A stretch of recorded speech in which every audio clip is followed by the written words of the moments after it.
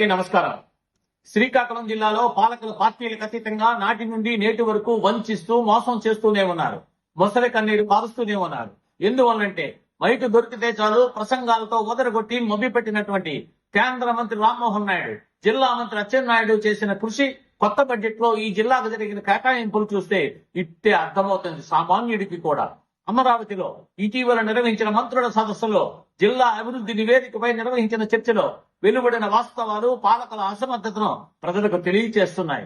తలసరి ఆదాయంలో శ్రీకాకుళం జిల్లా 26వ స్థానంలో ఉంది అంటే వాళ్ళ ఆస్తులు, వాళ్ళ పలుకుబడి పెంచుకున్న నాయకులు, ఈ జిల్లా ఆర్థిక పరిస్థితి, ప్రజల పరిస్థితి ఎక్కడ ఉందో ఆత్మవంచన లేకుండా అధికారంలో ఉన్న నాయకులు అర్థం చేసుకోవాలని ప్రజలు కోరుతున్నారు. రాష్ట్ర వ్యవసాయ శాఖ మంత్రిగా ఉన్న అచ్చెన్నాయుడు గారి సొంత జిల్లాలో శ్రీకాకుళంలో వ్యవసాయంలో -2.0లో ఉంది అంటే, వ్యవసాయంలో -0.20లో ఉందంటే ఎంత జీర్ణించుకోలేని విషయం అర్థమవుతోంది. అందరికీ నమస్కారం. శ్రీకాకుళం జిల్లాలో పాలకులు పార్టీలకు అతీతంగా నాటి నుండి నేటి వరకు వంచిస్తూ మోసం చేస్తూనే ఉన్నారు. మొసలి కన్నీరు కారుస్తూనే ఉన్నారు.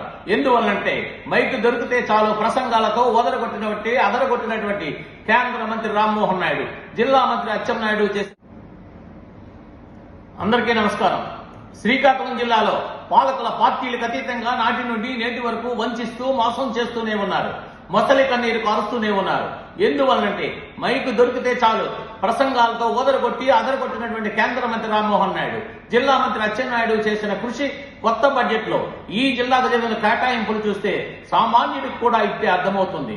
అమరావతిలో ఇటీవల నిర్వహించిన మంత్రుల సదస్సులో, జిల్లా అభివృద్ధి నివేదికపై నిర్వహించిన చర్చలో వెలువడిన వాస్తవాలు పాలకుల అసమర్థను తెలియజేస్తున్నాయి.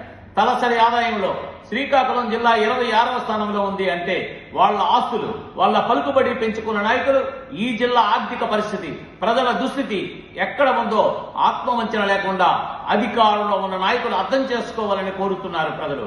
రాష్ట్ర వ్యవసాయ శాఖ మంత్రిగా ఉన్న అచ్చెన్నాయుడు గారి సొంత జిల్లాలో శ్రీకాకుళం జిల్లాలో వ్యవసాయంలో -0.20లో ఉంది అంటే ఎంత జీర్ణించుకోలేని విషయం అనేది మంత్రి అచ్చెన్నాయుడు గారు ఒక్కసారి ఆత్మపరిశీలన చేసుకోవాలని, వాస్తవాలు ప్రజలకు తెలియచేయాలని ప్రజలు కోరుతున్నారు. ఒక సాధారణ స్థాయి నుండి రాజకీయాల్లో ఉన్నత స్థానానికి, ఒక సాధారణ స్థాయి నుండి రాజకీయాల్లో ఉన్న స్థానాల్లో వెలుగుతున్నటువంటి వ్యక్తులు ఈ జిల్లా ప్రజలను ఏ విధంగా రుణం తీర్చుకున్నారో అర్థమవుతోంది. నాటి కాంగ్రెస్ పార్టీ నుండి నేటి తెలుగుదేశం పార్టీ పాలన వరకు ప్రజాప్రతినిధుల ఫలితాన్ని ఈ నివేదికలు ఈ జిల్లా అభివృద్ధి ప్రత్యక్ష సాక్ష్యాలుగా మిగిలిపోతున్నాయి. 2 దశాబ్దాల క్రితం ఏర్పాటైనటువంటి పరిశ్రమలే తప్ప ఏ ఒక్క కొత్త పరిశ్రమ ఈ జిల్లాకు రాకపోవడం మన దౌర్భాగ్యం, ఈ జిల్లా యువత దురదృష్టం. సరికదా కాలుష్య భూతాలైనటువంటి థర్మల్ పవర్ ప్లాంట్ లాంటి పరిశ్రమలు మరియు యువతకు ఉపాధి కల్పించలేనటువంటి ప్రైవేటు వారికి ఈ జిల్లా ప్రజల ఆస్తులు కట్టబెట్టే కార్గో ఎయిర్పోర్ట్ లాంటి వాటిని తెచ్చి జిల్లా అభివృద్ధికి చిహ్నంగా పాలకులు వర్ణిస్తూ ప్రజలను వారి భ్రమలో ముంచేస్తున్నారంటే అర్థం కావడం లేదు.